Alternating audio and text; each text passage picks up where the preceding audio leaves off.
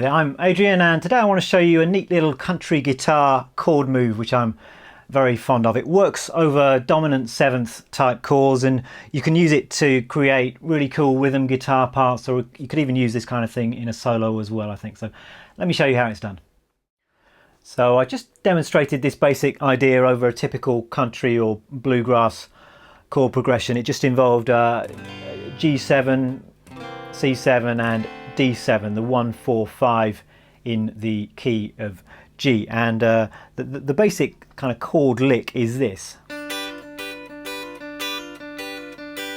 kind of idea, which I then just took through those chord changes. So let me show you this lick. Now I like to think of it in terms of an open D chord shape and a D7 shape. If you just fret an open D chord, which I'm sure you're all familiar with, we've got this kind of triangle shape here. We've actually got if you just play the top 3 strings of that chord, you've got the 5th, the root, the D note there, and the 3rd, the F sharp on the top string. So 5th, root and 3rd, a little D triad.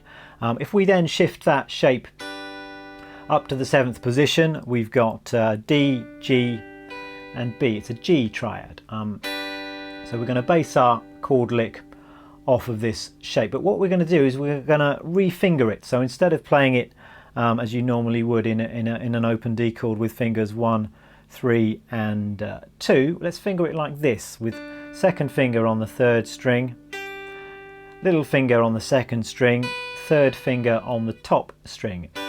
And the reason for doing that is we're going to be going between this shape and this shape here, which is a G7 chord. Now you could think of this as being like an open D7 shape, but slid up here to the 6th position. I've got the F note there at the 6th fret on the 2nd string, a D at the 7th fret on the 3rd string, and a B at the 7th fret on the top string. So what we're doing is we're just going between the major triad and then the 7th chord, the G7th chord. And we're actually going to be pulling off with our little finger to create that kind of effect. So we're going to start off by picking the 3rd string. Then we're going to play the top 2 strings together, and in true country style I'm going to be doing a kind of hybrid picking thing with my right hand. So I'm going to pick the 1st note, then I'm going to play the top 2 strings with the middle and ring fingers of my picking hand. And once I've done that, I'm going to pull off with my little finger to the 7th chord shape. So you pick top 2 strings and pull off.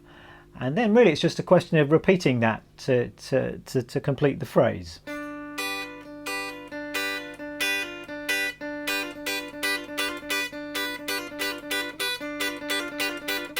So rhythmically, I'm playing I guess a quarter note on the 1, and then the rest of the lick, it's just a series of 8th notes. We've got 1, 2 and 3 and 4 and 1 and 2 and 3 and 4. 1, 2 and 3 and 4 and 1 and 2 and 3 and 4. Something like that. So you've got to remember that the first picked note is a quarter note, then after that from beat 2 it's just a series of 8th notes. And because we've got a kind of 3 note unit in this lick and we're playing that as 8th notes, we've got this interesting kind of rhythmic displacement thing going on. So it's 1, 2 and 3 and 4 and 1 and 2 and 3 and 4.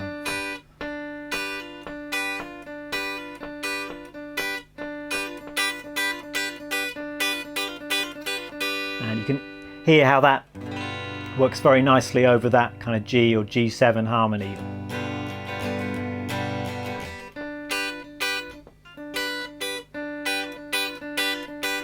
And you can, if you like, really give it a bit of a snap with your 2 fingers there, just for a real bit of country kind of chicken picking twang.